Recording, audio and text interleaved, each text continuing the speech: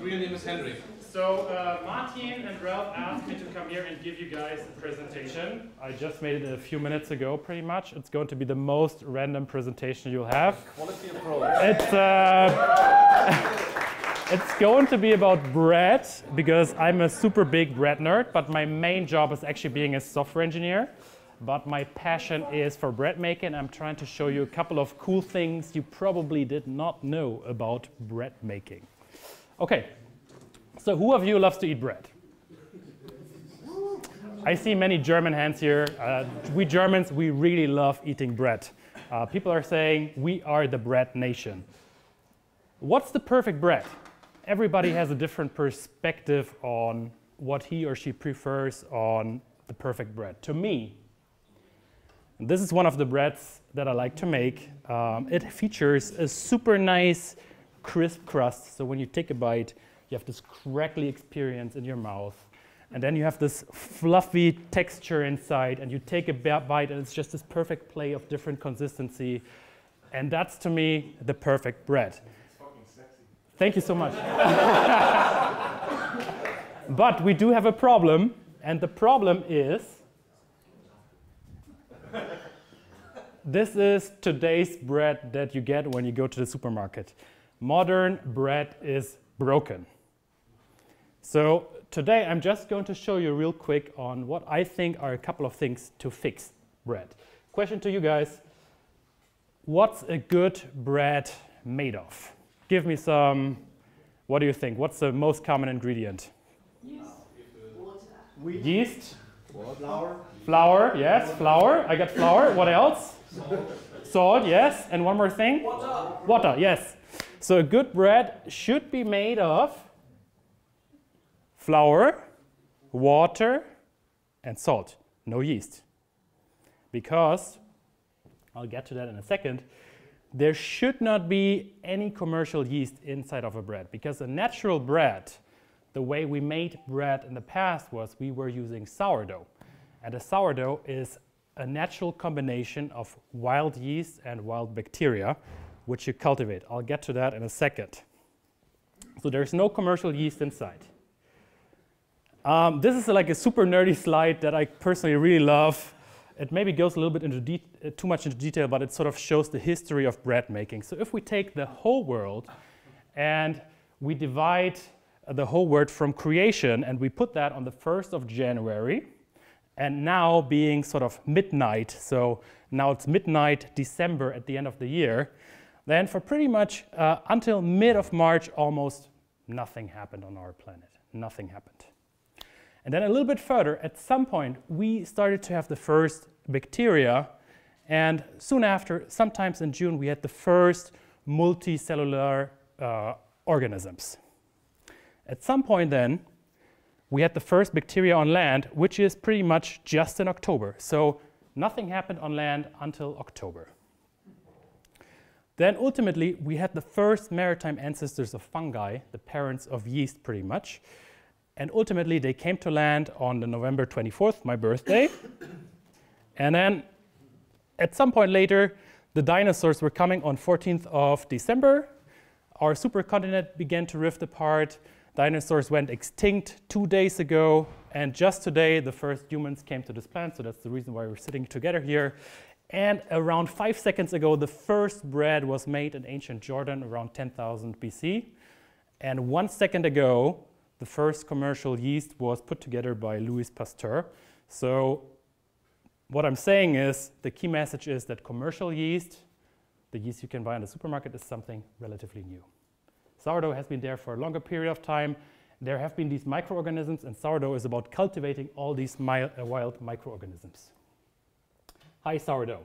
So what's a sourdough? This is my sourdough starter.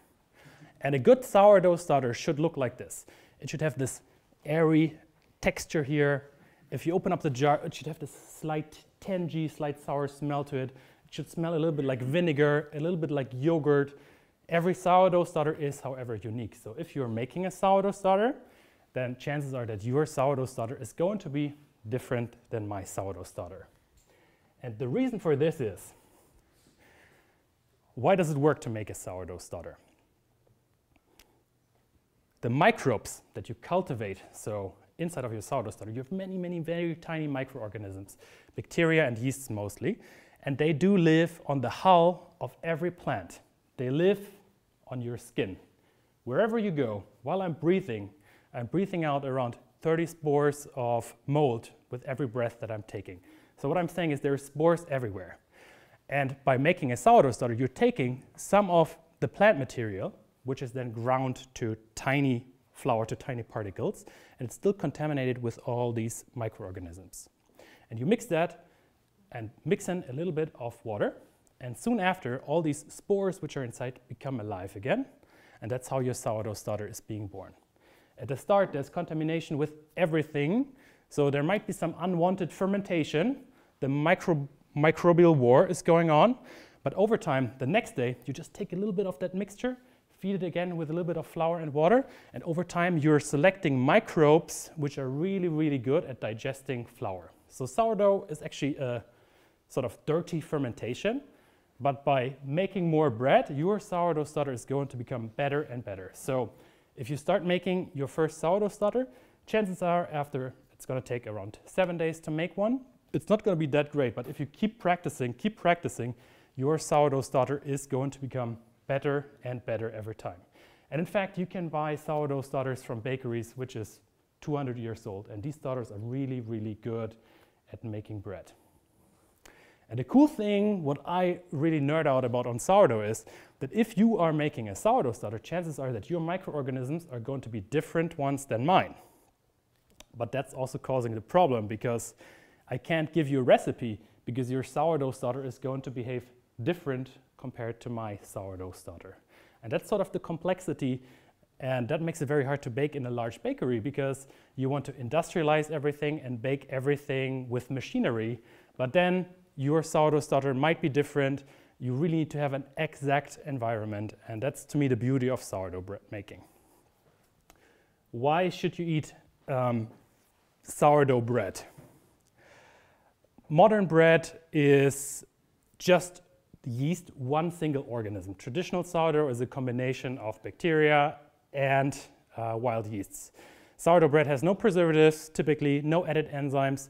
You have a slow fermentation, less gluten, and actually a sourdough bread, when you bake a sourdough bread, it's going to stay good for a week or so. It's not going to turn moldy or anything. Okay. Let's talk about fruit flies.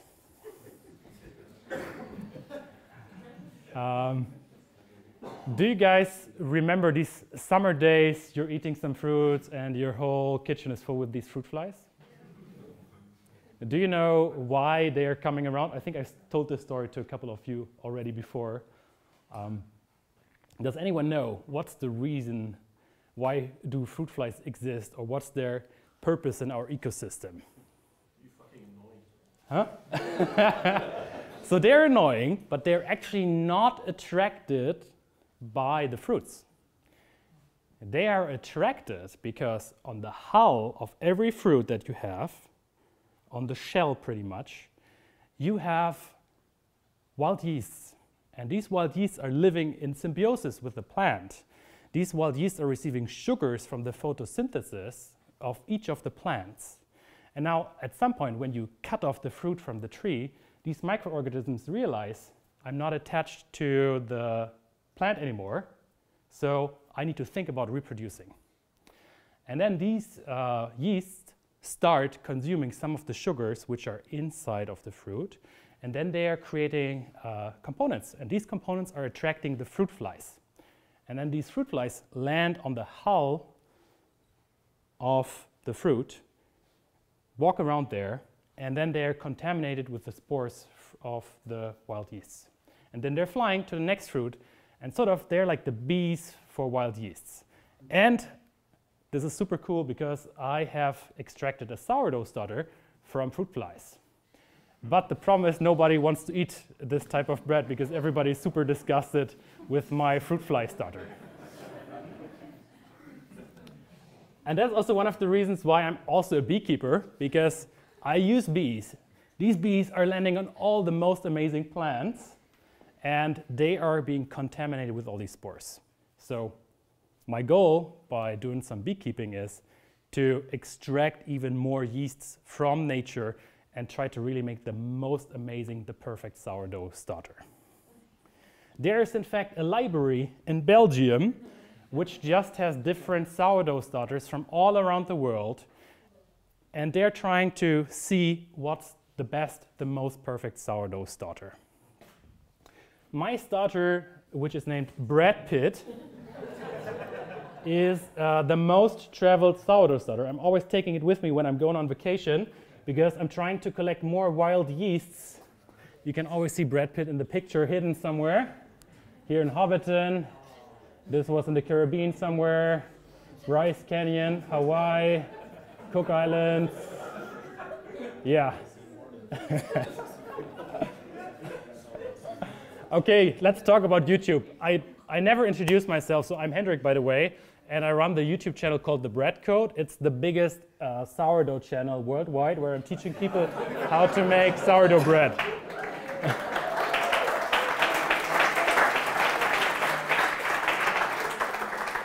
I'm just doing this for fun, by the way. My videos are being watched around 80,000 hours per month, 1 million hours per year. So that's a lot of people spend a lot of time watching my videos. I just have like 1 more minute and 30 seconds. So by the way, my channel is only successful because I'm an engineer and I'm really optimizing the thumbnails and everything of my YouTube channel. I think the key takeaways from this is, so I'm running A/B tests to see what are like the best thumbnails, the best combinations to get more clicks on YouTube. I think this is actually super interesting because this was one of my recent videos, and you can see I was testing this thumbnail, this thumbnail, this thumbnail, and this was the whole process of getting to this thumbnail here. Oh no, actually this was the final thumbnail, before and after. And so I slowly optimized, and guess what? These images are completely generated by AI.